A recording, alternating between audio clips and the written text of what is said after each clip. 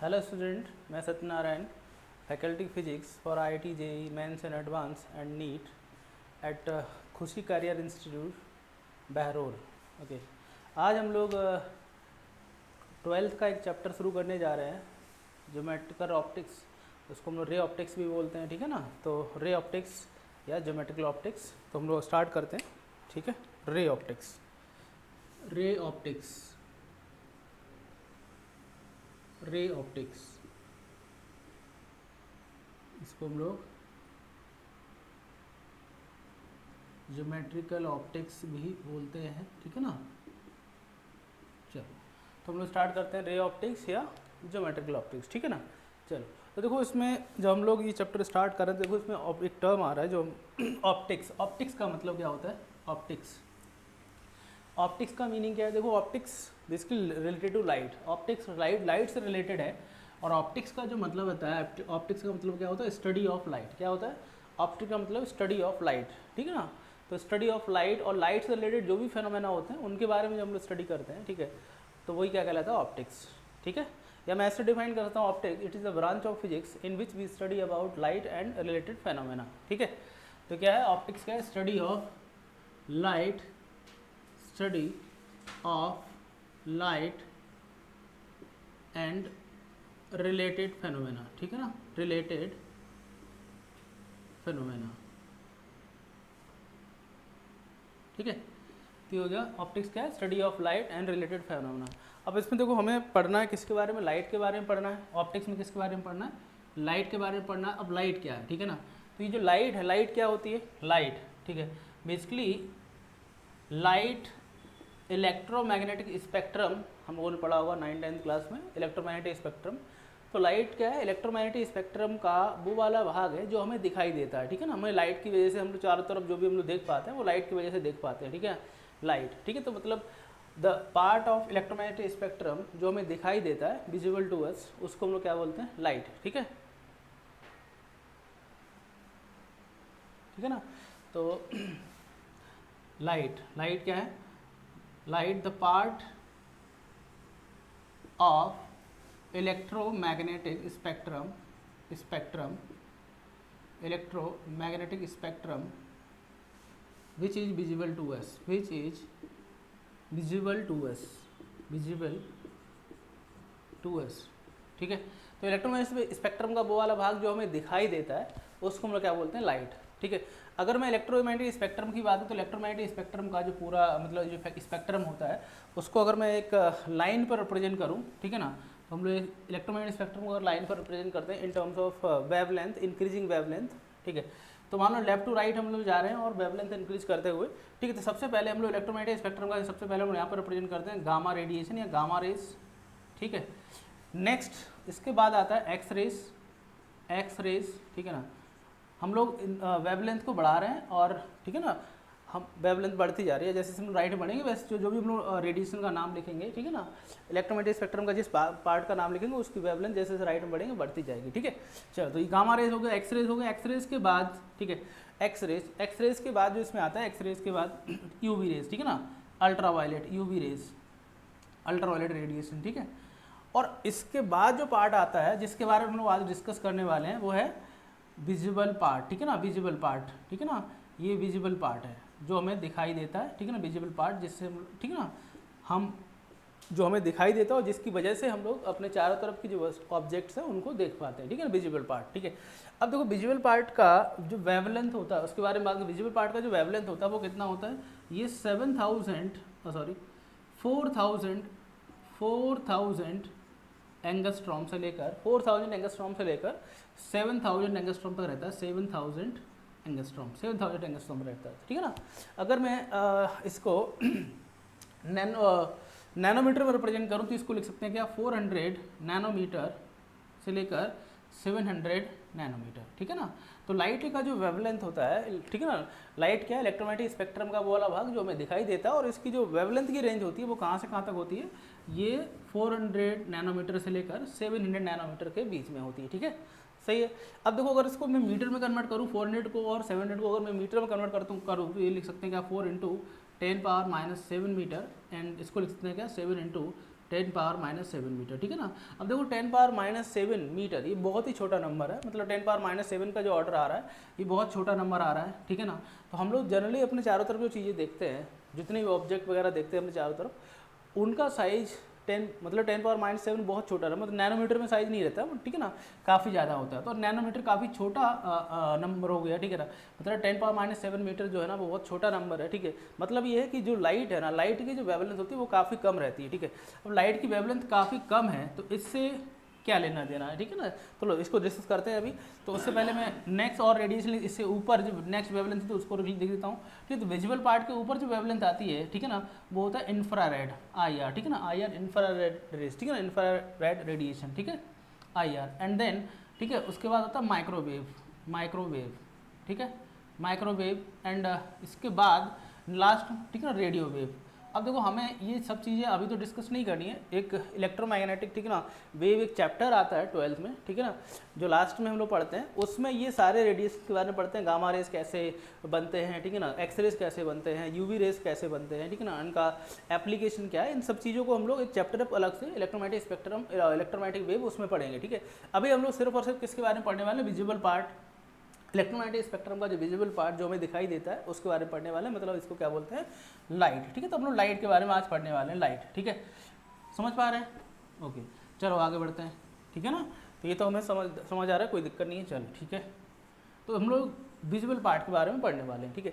अब देखो जो ऑप्टिक्स क्या है, study of light, basically optics की जो स्टडी होती है ना, ऑप्टिक्स की स्टडी दो पार्ट में डिवाइडेड है। ऑप्टिक्स की स्टडी में दो पार्ट में डिवाइडेड है। एक तो रे ऑप्टिक्स, अभी थोड़ी देर पहले मैंने लिखा, ठीक है ना, रे ऑप्टिक्स, ठीक है, रे ऑप्टिक्स हो गया, ठीक है। एंड दूसरा क्या हो गया, वेव ऑप्टिक्स। अब दोनों में क्या डिफरेंस है, रे ऑप्टिक्स और वेव ऑप्टिक्स, ठीक है। क्योंकि यहाँ पे नाम से समझ आ रहा है, यहाँ पे वेव मतलब हमें पता है, देखो लाइट क्या है, वेव, ठीक है। लाइट क्या है, इलेक्ट्रोमैग्नेटिक वेव, स्पेक्ट्रम मतलब इलेक्ट्रोमैग्नेटिक वेव, ठीक है ना। ये स्पेक्ट्रम मतलब इलेक्ट्रोमैग्नेटिक स्पेक्ट्रम या इलेक्ट्रोमैग्नेटिक वेव भी बोल सकते हैं, ठीक है। लाइट क्या है, इलेक्ट्रोमैग्नेटिक वेव। अब इलेक्ट्रोमैग्नेटिक वेव क्या होते हैं वो तो अलग चैप्टर में हम लोग पढ़ेंगे, बस थोड़ा सा इलेक्ट्रोमैग्नेटिक वेव, इसलिए इलेक्ट्रोमैग्नेटिक वेव में इलेक्ट्रिक फील्ड और मैग्नेटिक फील्ड होता है, ठीक है ना। मतलब इलेक्ट्रोमैग्नेटिक वेव चलने के लिए हमें मीडियम की ज़रूरत पड़ती नहीं है, ठीक है ना। और इलेक्ट्रोमैग्नेटिक वेव में इलेक्ट्रिक फील्ड और मैग्नेटिक फील्ड जो होता है जिसकी वजह, ठीक है, समझ पा रहे हैं। मतलब लाइट जो है ना वो भी इलेक्ट्रोमैग्नेटिक वेव है, तो लाइट में भी इलेक्ट्रिक फील्ड और मैग्नेटिक फील्ड होगा, सही है, ठीक है। लेकिन मॉडर्न फिजिक्स में लोग पढ़ते हैं, मॉडर्न फिजिक्स में लाइट के डुअल नेचर के बारे में पढ़ते हैं। मतलब लाइट वेव की तरह भी बिहेव करता है, ठीक है ना, लाइट वेव की तरह बिहेव करता है और लाइट पार्टिकल की तरह बिहेव करता है, ठीक है ना। मतलब लाइट का जब इंटरेक्शन होता है किसी मैटर से, किसी मतलब बॉडी से, किसी ऑब्जेक्ट से जब इंटरेक्ट करती है लाइट, ठीक है ना, तो दो मतलब अलग अलग केस आते हैं। एक कुछ ऐसे फिनोमेना होते हैं जिसको एक्सप्लेन करने के लिए हमें लाइट को पार्टिकल मान के चलना पड़ता है। पार्टिकल मतलब हम लोग पढ़ा हुआ लाइट क्या है, मतलब लाइट को हम लोग फोटोन्स, मतलब छोटे छोटे फोटोन से बनी हुई है। लाइट की जो एनर्जी है हम लोग छोटे छोटे पैकेट्स में डिवाइड करते हैं और एक पैकेट का नाम क्या देते हैं हम लोग, फोटोन, ठीक है, समझ पा रहे हैं ना, ठीक है। तो लाइट का डुअल नेचर, तो लाइट का पार्टिकल नेचर यूज़ करके हम लोग कुछ फेनोमेना को एक्सप्लेन करते हैं और लाइट का वेव नेचर यूज़ करके हम कुछ फेनोमेना को एक्सप्लेन करते हैं, ठीक है। तो अभी हम लोग बेसिकली दो ऑप्टिक्स जो है ना, ऑप्टिक्स में वेव नेचर के बारे में ही पढ़ते हैं, ठीक है ना, ऑप्टिक्स में वेव नेचर के बारे में पढ़ते हैं। बट हम लोगों ने यहाँ पे दो पार्ट में ऑप्टिक्स की स्टडी डिवाइड कर रखी है, रे ऑप्टिक्स और वेव ऑप्टिक्स, ठीक है ना। अब देखो होता क्या है कि लाइट का जो वेवलेंथ है बहुत कम है, लाइट का वेवलेंथ बहुत कम है, तो इसकी वजह से तो क्या होता है, हमारे चारों तरफ के जो ऑब्जेक्ट्स हैं उनका size as compared to wavelength of light काफ़ी ज़्यादा होता है, ठीक है। तो हमें जो लाइट का प्रोपगेशन, लाइट जब प्रोपगेट करती है, मतलब लाइट वेव जब प्रोपगेट करती है, लाइट वेव जब आगे चलती है, तो हम जब लाइट वेव को अगर ऑब्जर्व करते हैं, ठीक है ना, तो हमें लाइट वेव ऐसे वेव के फॉर्म में नहीं दिखाई दे, मतलब ऐसे इस तरह से वेव, तो ऐसे हम लोग ट्रांसवर्स वेव, लाइट क्या है, इलेक्ट्रोमैग्नेटिक वेव, ट्रांसवर्स वेव, ठीक है ना, ट्रांसवर्स वेव है। अब लाइट ट्रांसवर्स वेव है, तो ट्रांसवर्स वेव का तो रिप्रेजेंटेशन हम लोग इस तरह से करते हैं, मतलब ये वेव ऐसे जा रही है आगे, ठीक है ना, ट्रांसवर्स वेव आगे प्रोसीड कर रही है, आगे ट्रेवल कर रही है, ठीक है ना, आगे जा रही है, ठीक है। लेकिन हम लोग जब लाइट को ऑब्जर्व करते हैं, सिंस लाइट की वेवलेंथ बहुत कम है, तो हम लोग जो अपनी नग्न आंखों से अगर लाइट को देखते हैं तो हमें लगता है लाइट कैसे जा रही है, ऐसे स्ट्रेट लाइन में जा रही है, ठीक है, लाइट कैसे जा रही है, स्ट्रेट लाइन में जा रही है, यही डिफरेंस है, ठीक है ना, समझ पा रहे हैं ना। तो हम लोग ये जो पार्ट है लाइट का, जो वेव नेचर, मतलब इस तरह का ये जो चीज़ है, ठीक है ना, लाइट का जो वेव प्रोपगेशन है उसको हम लोग कब स्टडी करते हैं, वो वेव ऑप्टिक्स में स्टडी करते हैं, ठीक है ना, वेव ऑप्टिक्स में स्टडी करते हैं। और हम देखो जनरली हमने क्या बोला, हमारे चारों तरफ जो ऑब्जेक्ट है उनका साइज लाइट की वेवलेंथ से बहुत ज़्यादा है, ठीक है ना। मतलब जब लाइट का जो इंटरेक्शन है ऐसे मटेरियल से, ऐसे ऑब्जेक्ट से होता है जिसका size as compared to light wavelength of light ज़्यादा है, ठीक है ना, तो तब जब लाइट का जो बिहेवियर है, लाइट से रिलेटेड जो फिनोमेना है उनको जब स्टडी करते हैं, ठीक है ना, ठीक है, लाइट की वजह से जो रिजल्ट्स आते हैं उनको जब स्टडी करते हैं तो वो किस में डालते हैं हम लोग, रे ऑप्टिक्स में डालते हैं, ठीक है। मतलब इसमें हम लोग लाइट की वेवलेंथ को मतलब जो ऑब्जेक्ट्स हैं उनका साइज लाइट की वेवलेंथ से काफ़ी ज़्यादा मान के चलते हैं, ठीक है ना।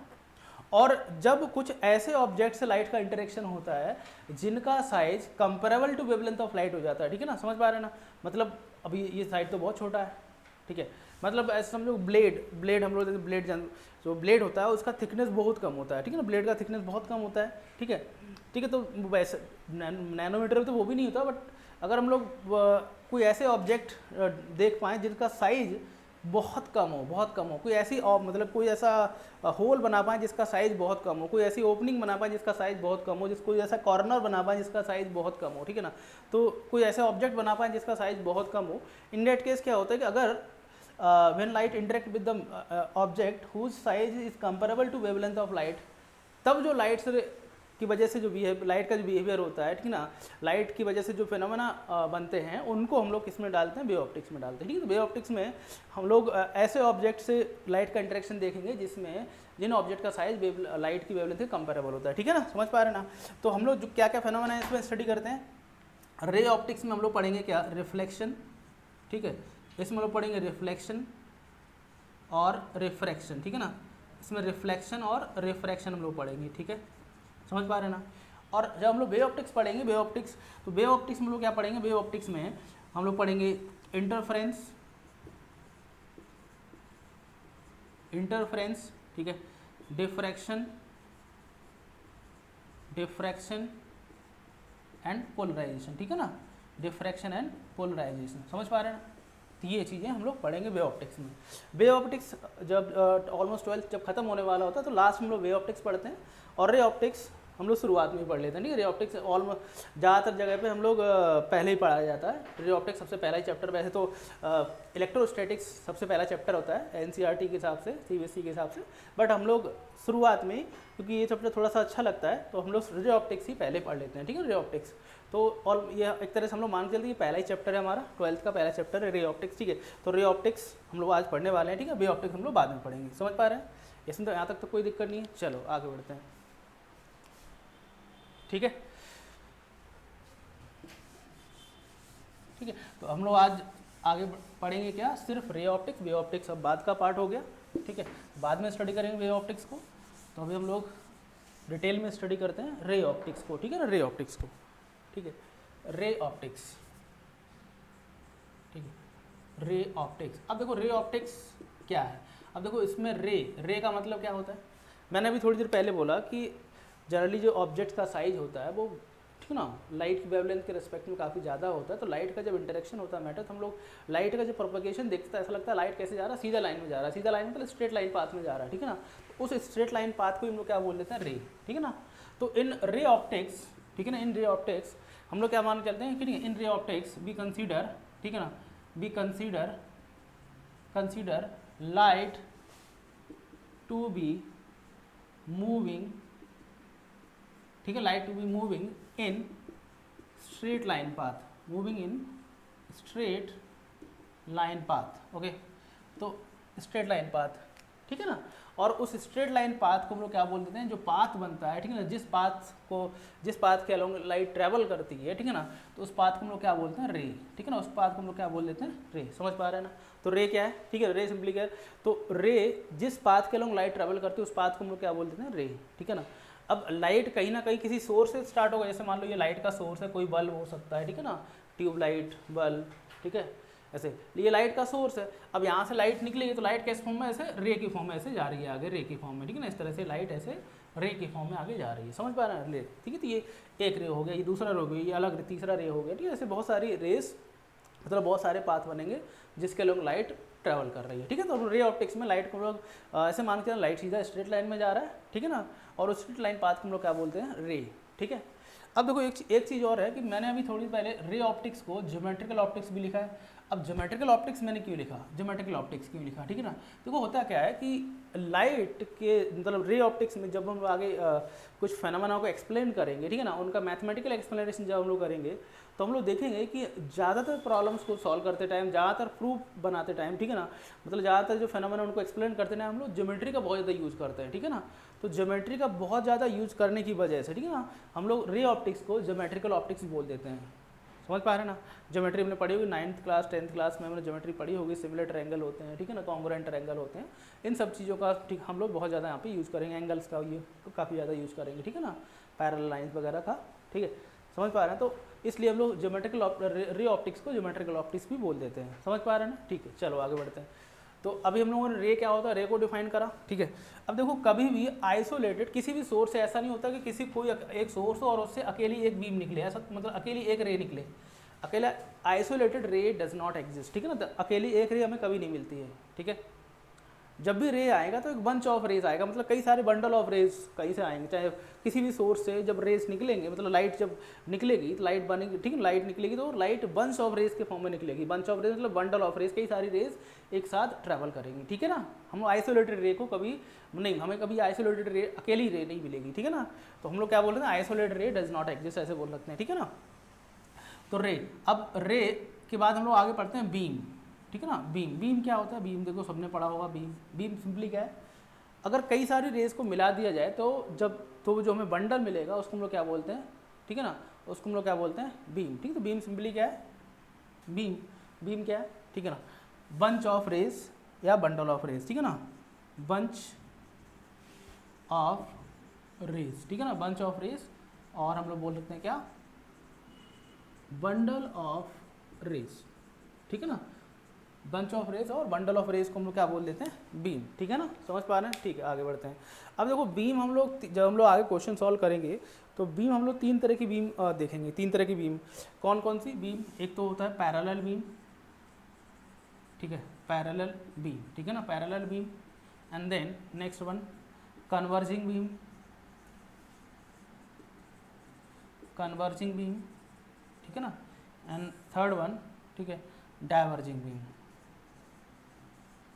डाइवर्जिंग बीम, ठीक है, डाइवर्जिंग बीम। अब देखो इन तीनों का ही मतलब क्या है, देखो जिनका जो यहाँ पे जो वर्ड यूज हो रखे हैं ना, यहाँ पे जो भी हम लोग टर्म्स यूज़ कर रहे हैं, वर्ड यूज़ कर रहे हैं, उनमें ही उनसे ही मतलब डायग्राम हम लोग बना सकते हैं, पैरेलल बीम का, कन्वर्जिंग बीम का, कन्वर्ज और डाइवर्जिंग का। डाइवर्ज मतलब, कन्वर्ज मतलब एक जगह पे जाके कंसंट्रेटेड होना, डाइवर्ज मतलब अलग अलग होना, ठीक है ना, पैरेलल तो समझते ही हैं, ठीक है। तो अगर मैं इनका डायग्राम बनाऊँ, डायग्राम में रिप्रेजेंट करूँ तो पैरेलल बीम कुछ ऐसे रहती है, इस तरह से पैरेलल बीम रहती है, ठीक है ना, इस तरह से ये हो जाता है पैरेलल बीम, ठीक है ना, मतलब जितनी रेज जा रही है वो कैसे जा रही है, एक दूसरे के पैरेलल जा रही हैं। कन्वर्जिंग बीम की अगर बात करें तो कन्वर्जिंग बीम में क्या रहता है, मतलब रेज कुछ ऐसे आ रही हैं, वो एक पॉइंट पे जाके ऐसे लग रहा है कि एक पॉइंट पे जाके मीट कर रही है, ठीक है ना, एक पॉइंट पे जाके मीट करती है, कन्वर्जिंग बीम हो जाता है, ठीक है ना। और डाइवर्जिंग बीम के बारे में बात करें, डाइवर्जिंग बीम मतलब, डाइवर्जिंग बीम के बारे में बात करें तो डाइवर्जिंग मतलब एक ऐसा लाइट का सोर्स है जहाँ से रेज ऐसे निकल रही हैं और फिर ये एक दूसरे से दूर दूर जा रही है, डाइवर्जिंग वाला केस हो गया, ठीक है ना। मतलब डाइवर्ज हो रही है, अलग अलग हो रही है, दूर जा रही है, सेपरेट हो रही है, ठीक है ना। तो ये डाइवर्जिंग वाला केस हो गया। तो पैरेलल बीम, ठीक है ना, तो ये हमारा पैरेलल बीम हो गया, ठीक है। नेक्स्ट कन्वर्जिंग बीम, एक पॉइंट पे जाके सारी रेज कंसंट्रेट हो रही हैं, एक पॉइंट पे जाके कन्वर्ज हो रही हैं, एंड यहाँ पे डाइवर्ज हो रही हैं, एक पॉइंट से रेज स्टार्ट हो रही हैं, then they are separating from each other, ठीक है ना, तो वो एक दूसरे से अलग हो रही हैं, समझ पा रहे हैं, ठीक है। तो ये तीन तरह की बीम होगी जिसको हम लोग आगे पढ़ेंगे, ठीक है। और कहाँ से मतलब पैरेलल बीम कैसे बनती है, ये वाला केस कैसे आता है और ये वाला केस कैसे आता है, ये सब चीज़ों को हम लोग जैसे जैसे आगे बढ़ेंगे वैसे वैसे अलग अलग प्रॉब्लम्स में देखेंगे, ठीक है। चलो आगे बढ़ते हैं। तो ये हो गया हमारा बेसिक लाइट क्या होती है, ठीक है ना, रे ऑप्टिक्स में हम लोग क्या पढ़ने वाले हैं, ठीक है, और बीम क्या होती है, रे क्या होती है, इन सब चीज़ों के बारे में हम लोगों ने देख लिया, ठीक है। चलो अब हम लोग आगे और बढ़ते हैं, ठीक है।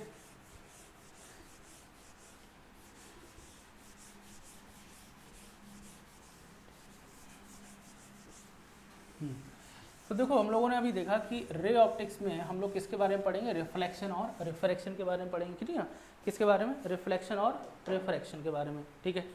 अब देखो जब भी लाइट मतलब रे ऑप्टिक्स में हम लोग पढ़ा लाइट के बारे में पढ़ने वाले, तो लाइट जब भी लाइट किसी सरफेस से इंटरेक्ट करती है, किसी बाउंड्री से इंटरेक्ट करती है, किसी इंटरफेस से टकराती है, और ये जो इंटरफेस है, ये बाउंड्री है, दो मीडियम को सेपरेट कर रही है, इधर अलग मीडियम है, यहाँ पे अलग मीडियम है, ठीक है ना। जैसे मान लो कि लाइट पहले एयर में ट्रैवल कर रही है and then it enters into water, ठीक है ना, वाटर में एंटर करती है, या तो लाइट पहले एयर में ट्रैवल कर रही है, फिर ये ग्लास में एंटर कर जाए, ठीक है ना। मतलब अब ग्लास और एयर का जो बाउंड्री है, सरफेस जो ग्लास और एयर को सेपरेट कर रहा है, वही यहाँ पे हम लोग ये बढ़ाएं, एक लाइन से मैंने बना दिया, ठीक है ना, समझो, ठीक है। तो मान लो ये मीडियम हमारा 1 है, ये क्या है, मीडियम 1, ये मीडियम 1 और ये मीडियम 2, ठीक है ना, मीडियम 2, ठीक है, एक मीडियम 1 है और एक मीडियम 2 है। जब भी लाइट किसी मीडियम से टकराती है, ठीक है ना, किसी मतलब बाउंड्री पे टकराती है, जब भी लाइट किसी मीडियम पे इंसिडेंट करती है, किसी बाउंड्री पे टकराती है, एक मीडियम में लाइट ट्रेवल कर रही है और दूसरे मीडियम में जाना चाहती है, तो किसी एक इंटरफेस से टकराई, बाउंड्री टकराई, तो क्या होगा, जब लाइट ऐसे मान लो यहाँ पे आई, लाइट टकराई, ठीक है ना, लाइट, ठीक है, अभी जो रे आ रही है, लाइट आ रही है, ये एक जगह पे जाके टकराई, जब किसी सरफेस से लाइट का जब इंटरेक्शन होता है, लाइट जब टकराती है किसी बाउंड्री पे, लाइट टकराती है, यहाँ पे दो तरह के हमें फेनोमेना देखने को मिलते हैं, ठीक है ना। इस लाइट का कुछ पार्ट इसी मीडियम में बाउंस बैक कर जाता है, ठीक है ना, जब पार्ट मतलब लाइट का वो वाला पार्ट जो इसी मीडियम में बाउंस बैक कर गया, ठीक है ना, तो इस फेनोमेना को हम लोग क्या बोलते हैं, bouncing off light back into the same medium जिसमें पहले से चल रही थी, तो इसको हम लोग क्या बोल देते हैं, ठीक है ना, इसको हम बोल देते हैं क्या, रिफ्लेक्शन, जानते होंगे हम लोग, ठीक है ना, इसको हम लोग क्या बोल देते हैं, रिफ्लेक्शन, ठीक है। अब जिस पॉइंट पे लाइट गिर रही है, जिस पॉइंट पे लाइट, ठीक है ना, गिर रही है, उस पॉइंट से अगर मैं एक परपेंडिकुलर लाइन खींचता हूँ बाउंड्री पे, सरफेस, ये सरफेस है ना, उस पर अगर मैं एक परपेंडिकुलर लाइन मैंने खींच दिया, ठीक है, परपेंडिकुलर लाइन खींच दिया, ऐसे परपेंडिकुलर लाइन, ठीक है ना, परपेंडिकुलर लाइन ऐसे, ठीक है। अब जो परपेंडिकुलर लाइन खींच रहा है, इसको हम लोग क्या बोलते हैं, नॉर्मल, मतलब जिस सरफेस से लाइट का इंटरेक्शन हो रहा है, ठीक है ना, जिस बाउंड्री पे लाइट गिर रही है, उस बाउंड्री के परपेंडिकुलर मैंने अगर एक लाइन खींच दिया, ठीक है ना, at the point of incident, मतलब जिस पॉइंट पर लाइट इंसिडेंट हो रही है, तो उधर उसको हम लोग क्या, ठीक है ना, इस परपेंडिकुलर लाइन को क्या बोल देते हैं, नॉर्मल, ठीक है, सही है, उसमें कोई दिक्कत नहीं है। अब जब लाइट गिरी, तो लाइट का कुछ पार्ट तो रिफ्लेक्ट कर गया, ठीक है ना, ठीक है, कुछ पार्ट बाउंस बैक कर गया, जिसको हमने रिफ्लेक्शन बोल दिया। अब लाइट का कुछ पार्ट दूसरे मीडियम में चला जाता है, बट जब दूसरे मीडियम में लाइट जाता है, तो लाइट अपने पाथ से थोड़ा सा डेविएट कर जाता है, ठीक है ना, वो उन्होंने पढ़ा होगा, रिफ्रैक्शन पढ़ा होगा, ठीक है, तो थोड़ा सा डेविएट कर जाता है। अब डेविएशन जो होता है वो नॉर्मल से अवे भी हो सकता है, नॉर्मल की तरफ भी हो सकता है, डिपेंड करेगा मीडियम की प्रॉपर्टीज़ पे, ठीक है ना, मीडियम कैसे हैं दोनों, डेंसर है, रेयर है, उस पर डिपेंड करता है, ठीक है। तो मैं अभी मान लो कि लाइट जो है ना ऐसे बेंड कर गया, लाइट रे नॉर्मल से दूर चला गया, ठीक है, नॉर्मल से दूर चला गया, तो इस पार्ट को जब लाइट एक मीडियम से दूसरे मीडियम में जाती है और अपने पास से थोड़ा डेविएट हो जाती है, इसको हम लोग क्या बोलते हैं, रिफ्रैक्शन, ठीक है, इसको हम क्या बोल देते हैं, रिफ्रैक्शन, ठीक है। तो ये क्या हो गया, रिफ्रैक्शन हो गया, समझ पा रहे हैं, तो ये रिफ्रैक्शन हो गया, क्या हो गया, रिफ्लेक्शन, ठीक है। तो इन दोनों चीज़ों को हम लोग इस चैप्टर में पढ़ेंगे। अब कुछ चीज़ें मैं यहाँ पे और बता देता हूँ, देखो रिफ्रैक्टिव इंडेक्स को हम लोग यहाँ पे डिफाइन कर देते हैं, रिफ्रैक्टिव इंडेक्स क्या होती है। तो जैसे मान लो ये मीडियम 1 है, तो मीडियम 1 में मान लो लाइट का स्पीड कितना है, v1, लाइट जब वेव है, वेव चलेगी तो उसके कुछ ना कुछ स्पीड होगी। हम जानते हैं कि लाइट का जो स्पीड होता है वैक्यूम में, लाइट का स्पीड जो वैक्यूम होता है उसको हम लोग c से रिप्रेजेंट करते हैं, ठीक है ना, और c की जो वैल्यू होती है कहती है 3 × 10⁸ मीटर पर सेकेंड, ठीक है ना। Speed of light in vacuum कितना होता है, 3 × 10⁸ मीटर पर सेकेंड, समझ पा रहे हैं, और it is a constant, 3 × 10⁸ meter पर सेकेंड क्या है, कॉन्स्टेंट है, ठीक है ना। चलो आगे बढ़ते हैं। लेकिन जब लाइट किसी मीडियम में ट्रैवल करती है तो उसकी स्पीड डिफरेंट मीडियम अलग अलग होती है, ठीक है ना। तो एक पार्टिकुलर मीडियम की बात करें तो मीडियम 1 की उसमें स्पीड v1 मान लो, ठीक है ना, और मीडियम 2 में स्पीड मान लो क्या, v2। अब मुझे पता है कि लाइट क्या वेव है, ठीक है। अब अगर लाइट वेव है तो वेव के पास कुछ प्रॉपर्टीज़ होती हैं, वेव के पास वेवलेंथ होती है, वेव के पास फ्रीक्वेंसी होती है, और स्पीड तो बता ही दिया, ठीक है ना, समझ पा रहे हैं ना। तो वेव जो होती है ना, वेव, तो वेव कोई भी अगर वेव है, मान लो कोई भी ऐसे वेव है, ठीक है ना, तो इस वेव की स्पीड अगर v है, इसका वेवलेंथ अगर मैं बोलूँ कि इसका जो वेवलेंथ है, ठीक है ना, इसका जो वेवलेंथ है वो क्या है, लैम्डा, ये वेवलेंथ क्या है, लैम्डा, ठीक है ना, ये वेवलेंथ अगर लैम्डा है, ठीक है ना, वेवलेंथ कितना ले लिया, लैम्डा, ठीक है, और इसका फ्रीक्वेंसी मैंने f ले लिया। तो होता क्या है, फ्रीक्वेंसी और लैम्डा का जो प्रोडक्ट होता है वो किस स्पीड के बराबर होता है, फ्रीक्वेंसी और लैम्डा का प्रोडक्ट क्या होता है, वो स्पीड के बराबर होता है। अगर मीडियम चेंज नहीं हो रहा तो स्पीड में कोई फर्क नहीं पड़ता, ठीक है ना, मीडियम चेंज नहीं हो रहा तो स्पीड में कोई फर्क नहीं पड़ता, स्पीड, ठीक है ना, समझ पा रहे हैं ना। अच्छा, अब देखो होता क्या है कि अगर मान लो मैं फ्रीक्वेंसी लैम्डा और बी की बात करता, अगर फ्रीक्वेंसी को मैं इंक्रीज़ कराता हूँ, ठीक है ना, तो लैम्डा क्या हो जाएगा, कम हो जाएगा, क्योंकि जो स्पीड होती है, फ्रीक्वेंसी कैसे चेंज होती है, फ्रीक्वेंसी चेंज होती है सोर्स की वजह से, ठीक है ना, मतलब जहाँ से लाइट बन रही है, जहाँ से लाइट की शुरुआत हो रही है, जहाँ से लाइट, ठीक है ना, जो लाइट का सोर्स है वो सोर्स की फ्रिक्वेंसी पर डिपेंड करेगा कि लाइट की फ्रिक्वेंसी क्या आएगी। अगर मैं सोर्स को बदल दूंगा तो फ्रिक्वेंसी बदल जाएगी, तो लैम्डा ही बदल जाएगा। बट इन दोनों का जो प्रोडक्ट है वो स्पीड v के बराबर आ रहा है, और v किस पे डिपेंड करता है, मीडियम पे डिपेंड करता है, ये सोर्स पे डिपेंड नहीं करता, ठीक है ना।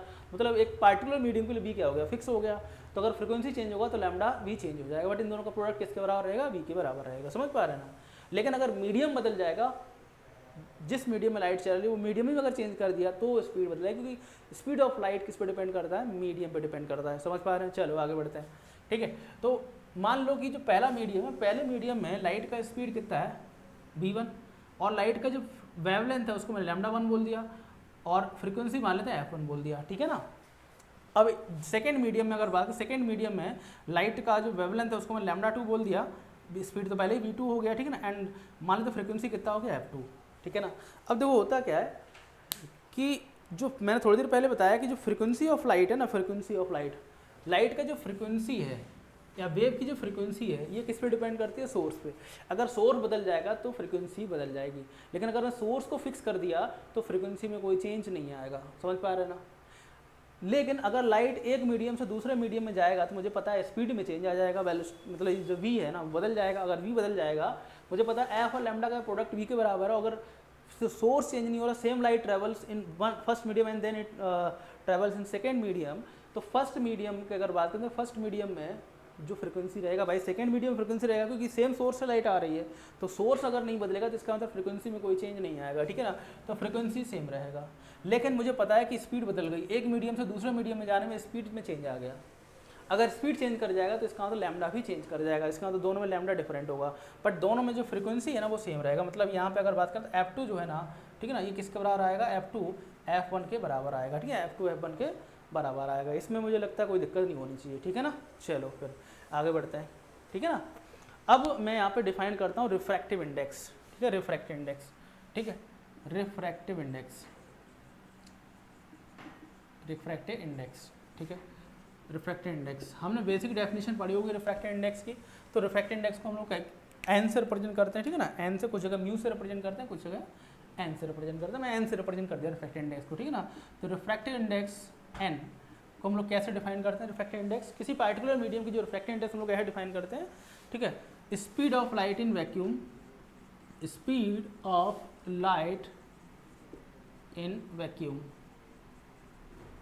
ठीक है ना, upon speed of light in medium, speed of light in a medium, ठीक है ना, इन ए मीडियम, ठीक है, मीडियम।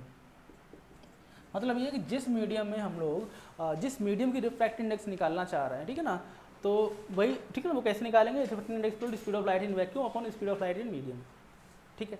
एक तरह से बोलते हैं इस रिफ्रैक्टिव इंडेक्स एक ऐसा पैरामीटर है जो हमें ये बताता है कि एक मीडियम से दूसरे मीडियम में जाने में स्पीड ऑफ लाइट में कितना वेरिएशन आता है, ठीक है ना।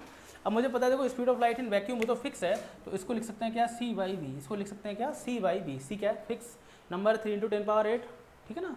बट मीडियम तो अलग अलग, मतलब वैक्यूम तो फिक्स है सबके, बट बाकी अदर मीडियम जैसे ग्लास मीडियम, वाटर मीडियम, ठीक है ना, कोई लिक्विड अदर चेंज कर दिया मैंने, वाटर या कोई और लिक्विड ले लिया, ठीक है, तो लिक्विड अलग अलग हो सकते हैं, ठीक है ना, सॉलिड सरफेसेस अलग हो सकती हैं, ठीक है ना। तो उसके हिसाब से v तो बदल सकता है, बट c यहाँ पे फिक्स नंबर है, तो b के बदलने से n भी अलग अलग मीडियम के लिए क्या आएगा, n की वैल्यू भी अलग अलग आएगी। समझ पा रहे हैं ना, ठीक है, सही है। अब मैं इस चीज़ को लैम्डा से रिलेट करता हूँ, c और b को लैम्डा से रिलेट करता हूँ, ठीक है ना। देखो मैंने अभी एक रिलेशन लिखा था f लैम्डा = v, ठीक है ना। अब मान लो एक पार्टिकुलर मीडियम में स्पीड v है, वेवलेंथ लैम्डा है और फ्रीक्वेंसी कितना f है। अगर मैं एयर की बात करूँ तो लैम्डा, ठीक है ना, तो देखो फ्रीक्वेंसी सोर्स पर डिपेंड करती है, मीडियम पे बदलता मतलब मीडियम अगर चेंज हो जाए तो फ्रीक्वेंसी में कोई चेंज आएगा नहीं।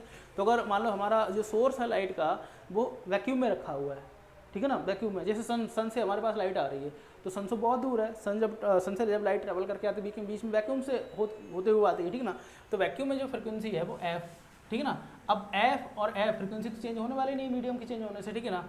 तो लेकिन लैम्डा बदल जाएगा, तो इसमें जो, ठीक है ना। अब देखो स्पीड ऑफ लाइट एयर में और वैक्यूम में ऑलमोस्ट सेम ही होती है, ठीक है ना।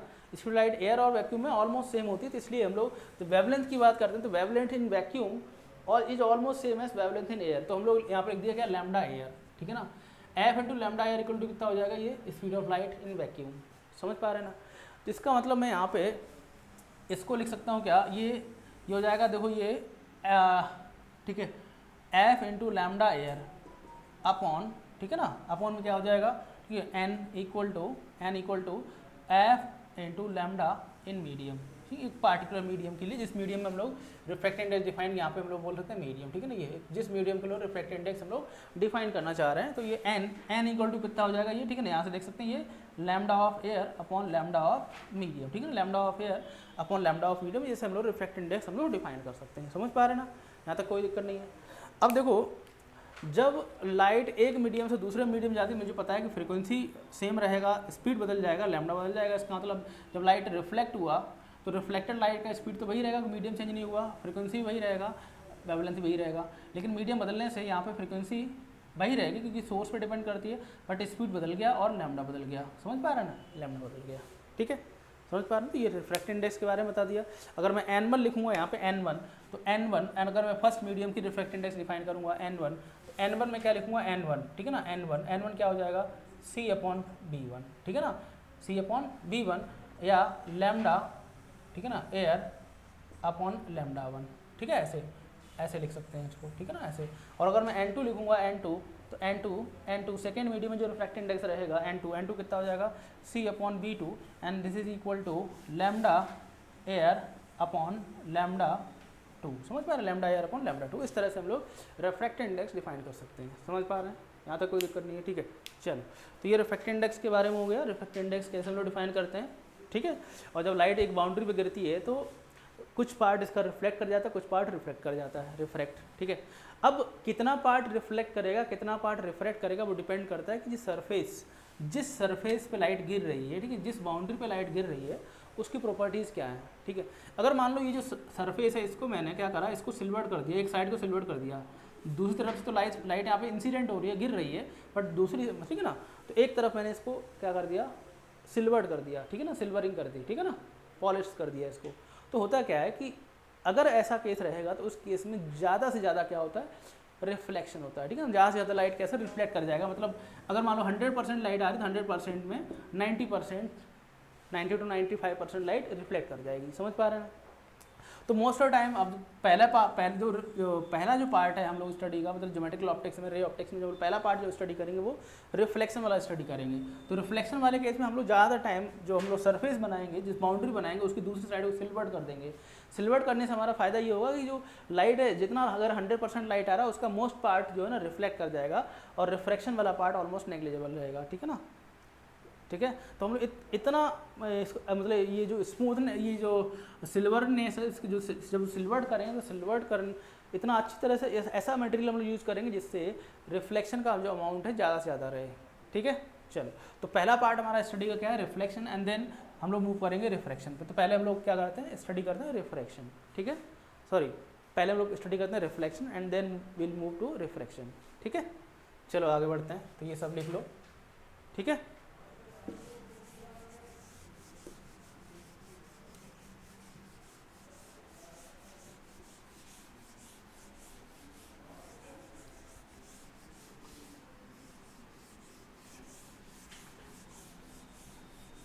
ठीक है ना, तो हम लोगों ने अभी पढ़ा कि जो रे ऑप्टिक्स है उसकी मतलब स्टडी एक तरह से दो पार्ट में डिवाइडेड है, एक पार्ट है रिफ्लेक्शन और दूसरा पार्ट है रिफ्रैक्शन। तो हम लोग पहला पार्ट यहाँ पे स्टार्ट करते हैं, क्या, रिफ्लेक्शन, ठीक है, रिफ्लेक्शन, ठीक है, रिफ्लेक्शन। अब देखो रिफ्लेक्शन क्या होता है इसको मुझे बताने की ज़रूरत नहीं है, सबने अभी सबको ही जिसकी डेफिनेशन पता रहती है, बहुत ही आसान है रिफ्लेक्शन, ठीक है। अभी थोड़ी देर पहले मैंने बताया कि अगर मान लो कोई भी ऐसे सरफेस रहे और इस सरफेस पे कोई अगर इंसिडेंट करता है, ठीक है ना, एक सरफेस की बाउंड्री पे अगर इंसिडेंट करता है एंड ये जिस मीडियम में इंसिडेंट करा उसी में वापस बाउंस पे कर जाता है, तो इसको हम लोग क्या बोल देते हैं, रिफ्लेक्शन, इसको हम लोग क्या बोल देते हैं, रिफ्लेक्शन। तो ये रिफ्लेक्शन हो गया सिंपल, ठीक है ना। तो हम लोग रिफ्लेक्शन, तो bouncing off light back into the same medium जिसमें वो पहले से ट्रैवल कर रही थी, तो उसको हम लोग क्या बोल देते हैं, रिफ्लेक्शन, ठीक है ना, सिंपल। अब देखो रिफ्लेक्शन दो तरह का हम लोग पढ़ते तो हम लोग एक ही तरह का, बट होता दो तरह का है, ठीक है ना। तो रिफ्लेक्शन बेसिकली दो तरह का होता है, ठीक है। दो तरह का क्यों होता है, देखो ये जो सरफेस है, अभी मैं सीधा स्ट्रेट लाइन बना रहा हूँ, हमें पता है कि जब हम लोग अपने चारों तरफ के ऑब्जेक्ट को देखते हैं, चारों तरफ के बॉडीज़ को देखते हैं, तो उनकी जो सरफेस रहती है जिस पे लाइट का इंटरेक्शन होता है, ठीक है, तो सारी सरफेस एक जैसी नहीं होती, ठीक है ना। जैसे कुछ सरफेस स्मूथ होती है और कुछ सरफेस कैसी होती है, रफ होती है। जैसे मान लो ये बोर्ड है, ठीक है, अगर मैं इस बोर्ड को देखता हूँ तो इसमें बोर्ड में अपनी इमेज देखने की कोशिश करूँ। इस बोर्ड में जैसे हमारा मिरर अगर सामने रख देता है मिरर, तो मिरर में अपनी इमेज मुझे क्लियर दिखाई देती है मिरर में, ठीक है ना, क्योंकि उसकी पीछे वाली साइड कैसी होती है, सिल्वर्ड होती है, ठीक है, तो इसमें स्मूथनेस काफ़ी अच्छी रहती है, ठीक है। तो जहाँ ज़्यादा पार्ट रिफ्लेक्ट कर जाता है, और भी कुछ चीज़ें होती है, अभी मैं हम लोग डिस्कस करेंगे, ठीक है। लेकिन ये जो बोर्ड है, इस बोर्ड में अगर मैं अपनी इमेज देखूंगा, अपना फोटो देखूंगा, तो मुझे दिखाई नहीं देगा, ठीक है, इसमें अपनी इमेज इसमें दिखाई नहीं देगी। क्यों नहीं?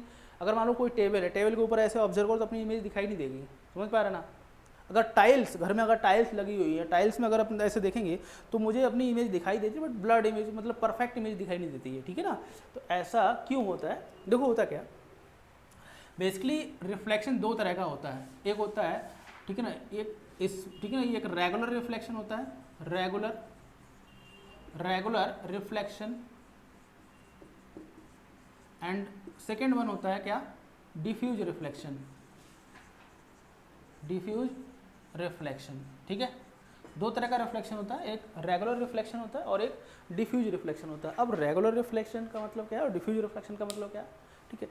अगर कोई सरफेस बिल्कुल परफेक्ट स्मूथ है, जैसे मान लो ये वाला केस, एक बाउंड्री है जो बिल्कुल स्मूथ है, ठीक है ना, स्मूथ, कोई भी उस पर रफनेस नहीं है, तो उस केस में क्या होगा, जैसे मान लें कि ये कोई सरफेस है बिल्कुल स्मूथ है, ठीक है ना, ये बाउंड्री है, ठीक है ना, जो बिल्कुल स्मूथ है, ठीक है ना।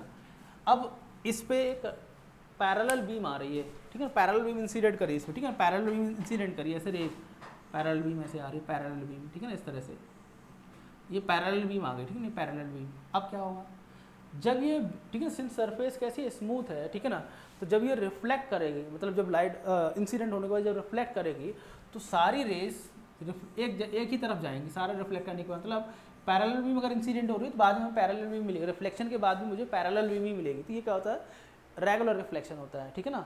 जब हम लोग अपनी इमेज देखते हैं तो वो इसी केस से देखते हैं, ठीक है ना। अब डिफ्यूज रिफ्लेक्शन में क्या होता है, अगर मान लो कोई सरफेस ऐसी है रफ है, ठीक है ना, ऐसी सरफेस है रफ, ऐसी सरफेस है रफ, अगर रफ सरफेस पे, ठीक है ना, अगर रफ सरफेस है तो रफ सरफेस पे ऐसे पैरेलल बीम आई, पैरेलल बीम इस तरह से रफ सरफेस पे ऐसे पैरेलल बीम आई, ठीक है ना, ऐसे पैरेलल बीम आई, तो क्या होगा, अगर रफ सरफेस पे अगर पैरेलल बीम आएगा, तो जैसे मान लो ये पहला वाला जो रे है ना, रिफ्लेक्ट होने के बाद ये चला गया ऐसे, ठीक है ना, इधर चला गया, दूसरा रे रिफ्लेक्ट होने के बाद मान लो ये चला गया सपोज, ठीक है ना, तो ये सपोज ऐसे चला गया, और तीसरा रे मान लो ऐसे चला गया। अब इसमें देखो क्या हो रहा है, मतलब पहले तो पैरेलल बीम आ रही थी, बट जब रिफ्लेक्शन हुआ, रिफ्लेक्शन होने के बाद एक रे इधर जा रही है, दूसरा रे इधर जा रहा है, तीसरा रे इधर जा रहा है, मतलब एक तरह से यहाँ पे एनर्जी जो इंसिडेंट हो रही थी वो डाइवर्ज हो गई, डाइवर्ज मतलब डिफरेंट डायरेक्शन में डाइवर्ज हो गई, ठीक है ना। मतलब यहाँ पे एक तरह से मल्टीपल इमेजेस बन जाएगा, हमें कोई भी इमेज क्लियरली दिखाई नहीं देगा, बहुत सारी इमेज बन जाएगा, ठीक है ना, डिफरेंट डायरेक्शन में, ठीक है। बट यहाँ पे क्या हो रहा है, एक पार्टिकुलर डायरेक्शंस में ही सारी रेज जा रही है रिफ्लेक्शन होने के बाद, ठीक है ना। मतलब ये पैरेलल बीम अगर आई थी तो पैरेलल बीम ही रिफ्लेक्शन के बाद मिल रही है, समझ पा रहे हैं ना। तो पैरेलल बीम अगर रिफ्लेक्शन के बाद मिल रही है तो इसका मतलब ये हुआ कि इस केस में जो इमेज बनेगा एक सिंगल इमेज हमें मिलेगा, और जो सिंगल इमेज हमें दिखाई देगा वो उसकी क्लियरिटी बहुत ज़्यादा होगी, और यही केस होता है मिरर में, ठीक है ना। ये जो बोर्ड है, इस बोर्ड में ये बोर्ड, ठीक है ना, ये जो वाइट बोर्ड है, इस वाइट बोर्ड में मुझे मेरी इमेज दिखाई नहीं दे रही है। क्यों दिखाई नहीं होगी, ये रफ है, ठीक है ना। भले ही हमने अभी बाहर से देखने पे ये हमें स्मूथ दिखाई देता, बट हम लोग इसको माइक्रोस्कोप लगा के देखते हैं, माइक्रोस्कोप लगाकर इसको मैं देखूंगा तो इसमें थोड़ी रफनेस दिखाई देगी, ठीक है ना, रफनेस। तो इसमें मुझे अपनी इमेज दिखाई क्यों नहीं दे रही, क्योंकि जब रिफ्लेक्शन होगा मेरे मतलब बॉडी से जो रे निकल के इस बोर्ड पे गिरेंगी, और जब रिफ्लेक्शन होगा, ठीक है ना, तो इस तरह का रिफ्लेक्शन होगा, डिफ्यूज रिफ्लेक्शन होगा, ठीक है ना। तो एक तरह से हम लोग डिफाइन कर सकते हैं रेगुलर रिफ्लेक्शन कि रेगुलर रिफ्लेक्शन क्या होता है, रिफ्लेक्शन फ्रॉम स्मूथ सरफेस, ठीक है ना। तो ये reflection from smooth surface, reflection from smooth surface, ठीक है ना। तो स्मूथ सरफेस से जो रिफ्लेक्शन होता है उसको हम लोग क्या बोलते हैं, रेगुलर रिफ्लेक्शन बोलते हैं, simple. And diffuse reflection, diffuse मतलब डिफरेंट डायरेक्शंस में डिफ्यूज हो जाना, ठीक है ना। तो डिफ्यूज रिफ्लेक्शन मतलब क्या है, रिफ्लेक्शन फ्रॉम रफ सरफेस, ठीक है ना, रिफ्लेक्शन फ्रॉम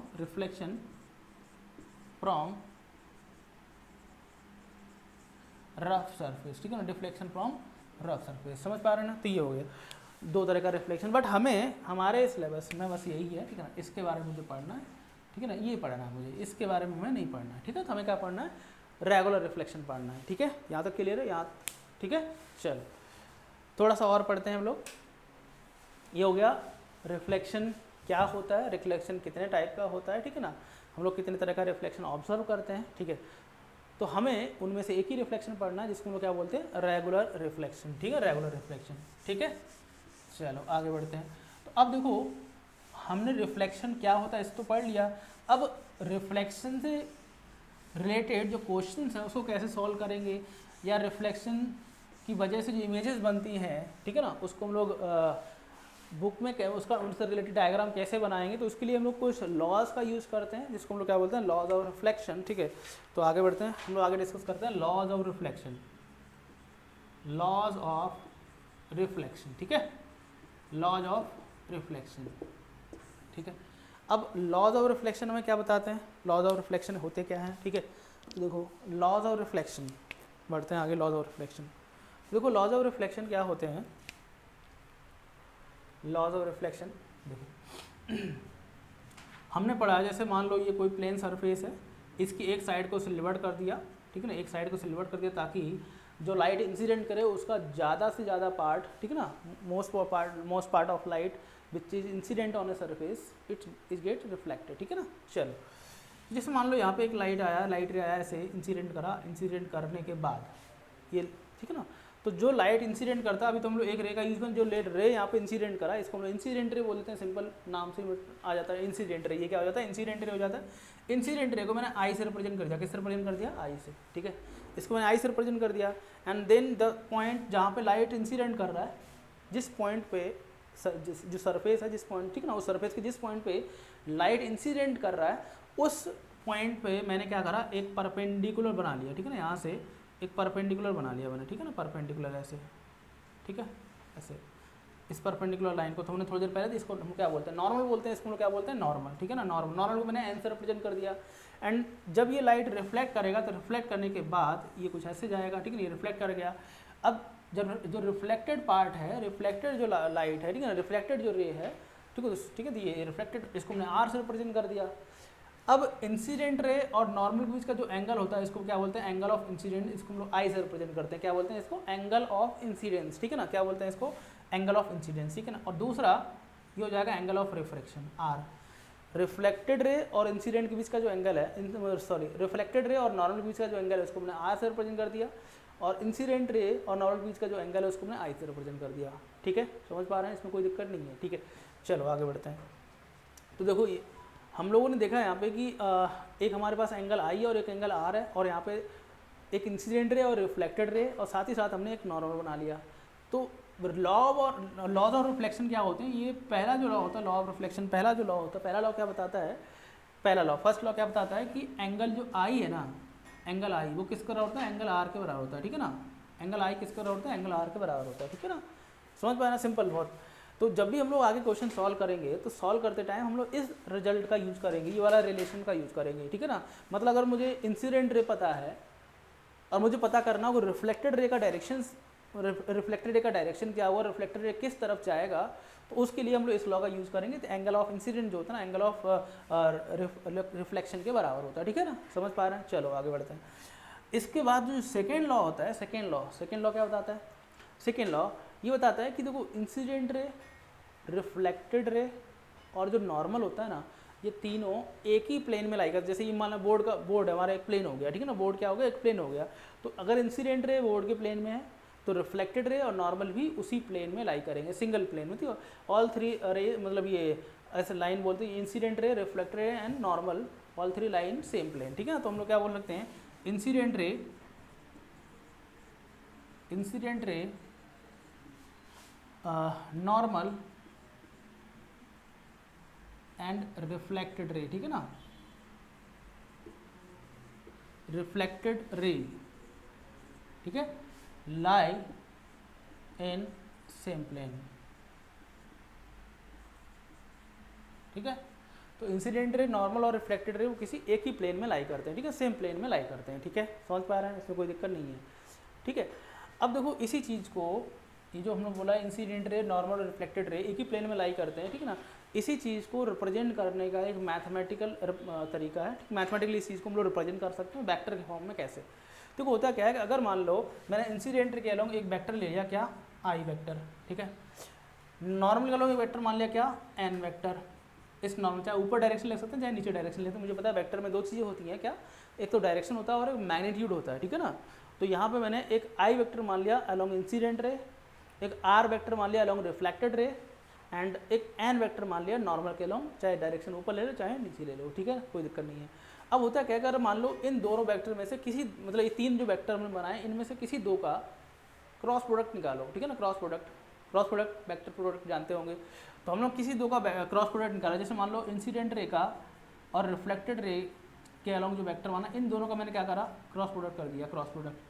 अब हमने क्रॉस प्रोडक्ट अगर पढ़ा होगा तो हम लोगों ने पढ़ा होगा क्रॉस प्रोडक्ट में क्या होता है, अगर दो वेक्टर को क्रॉस प्रोडक्ट करते हैं, दो वेक्टर का क्रॉस प्रोडक्ट करते हैं तो हमें जो तीसरा वेक्टर मिलता है, इन दोनों क्रॉस करने के बाद मुझे एक नया वेक्टर मिलता है, तीसरा वेक्टर, ठीक है ना। उस तीसरे वेक्टर का जो डायरेक्शन होता है, ठीक है ना, इन दोनों वेक्टर के परपेंडिकुलर, मतलब ये जो वेक्टर है ना आई और आर, इनसे इनका क्रॉस करने के बाद जो हमें नया वेक्टर मिलेगा, उस वेक्टर का जो डायरेक्शन आएगा इन दोनों के परपेंडिकुलर, इसके भी परपेंडिकुलर आएगा और इसके भी परपेंडिकुलर आएगा। या मैं ऐसे बोल सकता हूँ कि इन दोनों का जो प्लेन होगा, जिस प्लेन में आई वेक्टर और आर वेक्टर लाई कर रहे हैं वो इसके परपेंडिकुलर आएगा। परपेंडिकुलर आने का मतलब ये है, जैसे मान लो आई वेक्टर इधर हो गया, आर वेक्टर इधर हो गया, अगर मैं क्रॉस करता हूँ, राइट हैंड थंब रूल का यूज़ करता हूँ, ठीक है ना, राइट हैंड जो पाम रूल होता है उसका अगर मैं यूज़ करता हूँ, तो मैंने क्या करा, जैसे आई वेक्टर है, आई वेक्टर यहाँ पे देखो नीचे तरफ ऐसे जा रहा है, आई वेक्टर, ठीक है ना, ऐसे नीचे तरफ जा रहा है, ठीक है। अपने पाम को जो रखा ना, स्ट्रेच करा और अब इसको इसे आई वेक्टर की तरफ रखा, फिर मैंने इसको कर्ल करा, ठीक है ना, इसको घुमाया, जो अपने फिंगर्स को कर्ल करा, जब मैं इसको आर की तरफ लेके जाता हूँ तो जिधर हमारा थंब पॉइंट करता है, थंब जिधर पॉइंट करेगा, ठीक है ना, थंब का डायरेक्शन जिस तरफ आएगा वही डायरेक्शन किसका होगा, इन दोनों को क्रॉस करने के बाद जो वेक्टर मिलेगा उसका डायरेक्शन आ जाएगा। समझ पा रहे ना। इसका मतलब आई क्रॉस आर से जो मुझे वेक्टर मिलेगा वो बाहर की तरफ रहेगा, ठीक है, बाहर की तरफ आएगा। अब इस वेक्टर का मुझे डॉट करना है किसके साथ, नॉर्मल के साथ।